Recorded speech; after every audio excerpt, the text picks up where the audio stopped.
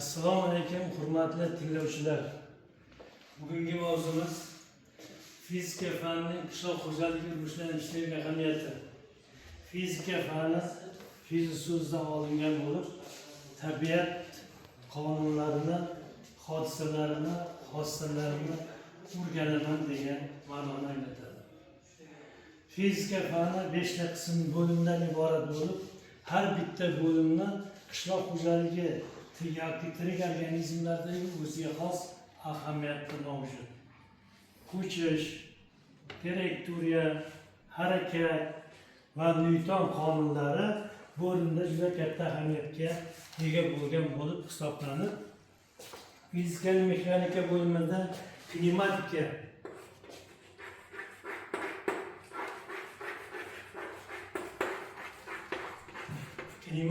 qismi jismlarning harakat qonunlarini o'rganadi. Unda jismning harakat tezligi V barobar S taqsim T. Jismlarning tezlanishi A barobar S taqsim T kvadrat. Hammasida ham biz fizik kattaliklaridan foydalanamiz. Kinematikani, mexanikani, dinamika, statika qismi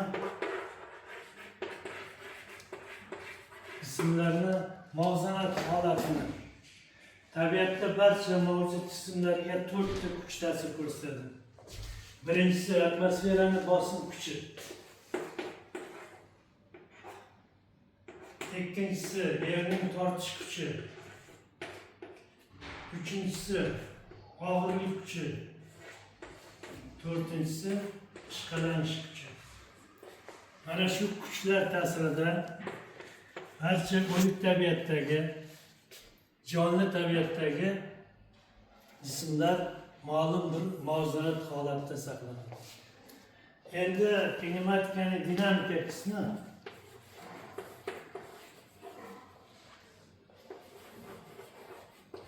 jismlarni harakatlanishini, ularni yuzaga keltiruvchi kuchlar ta'siri ostida o'rganadi.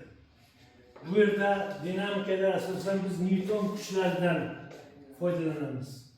Nyutonning birinchi qonuni bu inersiya qonuni bo'lib, bir jismga ikkinchi bir jism ta'sir etmasa, u o'zining tinch holatini yoki to'g'ri chiziqli tekis holatini saqlaydi.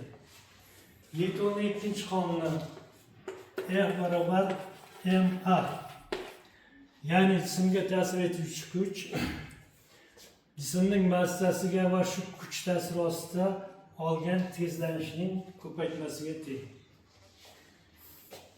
Uning uchinchi qonuni F1 barobar F2. Ana shu Nyutonning ikkinchi qonuniga to'xtaladigan bo'lsak, jismlarning harakat qonunini o'rganadigan bo'lsak, mana shu jismning massasiga, uning tezlanishiga bog'langan shu kuch ta'sirida har qanday harakatdagi jism ma'lum bir tezlanishga, ma'lum bir massaga ega bo'ladi. Nyutonning 4-chi qonuni ham deyiladi va shu bilan birga butun olam tortish qonuni deyiladi. Bu m1 ko'paytirilgan m2 r kvadrat. Ya'ni ikki jism orasidagi o'zaro ta'sir kuch shu jism massalarining ko'paytmasiga to'g'ri proporsional, ular orasidagi masofaning kvadratiga teskari proporsional. Mana shu yuqorida mexanikadagi jarayonlar singari tabiatda mavjud bo'lgan jismlar ichki tuzilishiga, moddalar turiga va ularning agregat holatlariga bog'liq. Agregat holatlariga ko'ra jismlar 4 turga bo'linadi. Birinchisi qattiq jismlar, ikkinchisi suyuq holatdagi, uchinchisi esa gaz holatdagi, to'rtinchisi plazma. Demak, tirik organizmda ham, o'lik tabiatda ham jismlar mana shu 4 ta agregat holatda bo'ladi. Demak, biz o'rganayotgan qishloq xo'jaligi ekinlari ham o'sha 4 ta holatda. Ularning turmush tarzini belgilovchi organizmdagi mavjud bo'lgan moddalarning 4 ta agregat holati. Chunki o'simlik bo'ladimi, inson bo'ladimi, hayvonot dunyosi bo'ladimi, ular moddaning qattiq holatiga, ya'ni organizm tashkil etgan bizni suyaklarimiz bu moddaning qattiq holati. Organizmda mavjud bo'lgan suyuqlar esa moddani suyuq holati.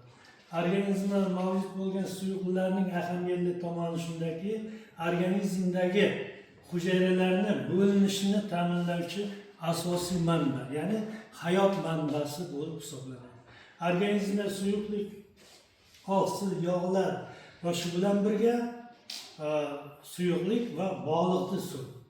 Demak, bog'liqli suv organizmdagi hujayralarni bo'linishini ta'minlovchi asosiy manba bo'lib hisoblanadi.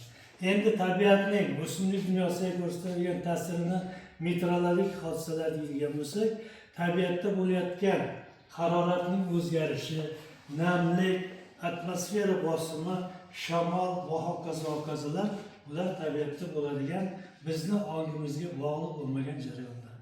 Ana shu yuqoridagi haroratni, yoritilganlikni hisobga oladigan bo'lsak, o'simliklarning rivojlanishi, bunlarni hosildorligi yig'indi haroratga, yig'indi yoritilganlikka bog'liq holatda bo'ladi. Xuddi shuningdek, fizikaning keyingi elektromagnetizm bo'limida barcha jismlar elektrik xususiyatlarga ega. Bu yerda ham elektrik nuqtai nazaridan Kulon qonuni asosiy ahamiyatga ega bo'lgan qonuniyat bo'lib hisoblanadi. Ya'ni uning formulasi F barobar K ko'paytirilgan Q1 ko'paytirilgan Q2 taqsim L kvadrat. Endi qisqa qilib aytganda, mana shu zaryadli zarrachalarning, massaga ega zarrachalarning o'zaro tortish kuchi gravitatsion kuchga nisbatan Newton kuchlariga nisbatan 10 darajasi 39 marta katta bo'ladi. Endi optika bo'limidan qisqacha to'xtalib o'tadigan bo'lsak, optika bo'limi tabiatda yorug'lik tabiatini o'rganuvchi asosiy bo'lim bo'lib, ana shunda ham o'simliklarning rivojlanishi uchun yoritilganlikni ahamiyati. E'tibor qiladigan bo'lsak, tirik organizmlar nafas olishini ta'minlash, nafas chiqarishini ta'minlash yorug'lik ta'sirida kechadigan fotosintez jarayoni bilan bog'liq. Bu fotosintez jarayoni yorug'lik bilan birga haroratga ham bog'liq. Biz hech qachon tabiatda tirik organizmlarni ma'lum bir normal holatda ta'minlash imkoniyatiga ega emasmiz. Faqatgina agrotexnik tadbirlar asosida namlikni ortiqcha bo'lsa kamaytirish, haroratni ortiqcha bo'lsa kamaytirish yoki namlikni oshirish yo'llarini shu qonuniyatlar, fizikalik qonuniyatlar asosida aniqlash imkoniyatiga egamiz. Xulosa qilib aytganda, e'tibor qiladigan bo'lsangizlar, fizikaning barcha bo'limlari barcha tirik organizmlarga rivojlanishida, uning hosildorligi, hosilning sifati, rivojlanish fasllarida asosiy ahamiyatga ega bo'lgan hodisalarni o'rganishdan iborat ekan.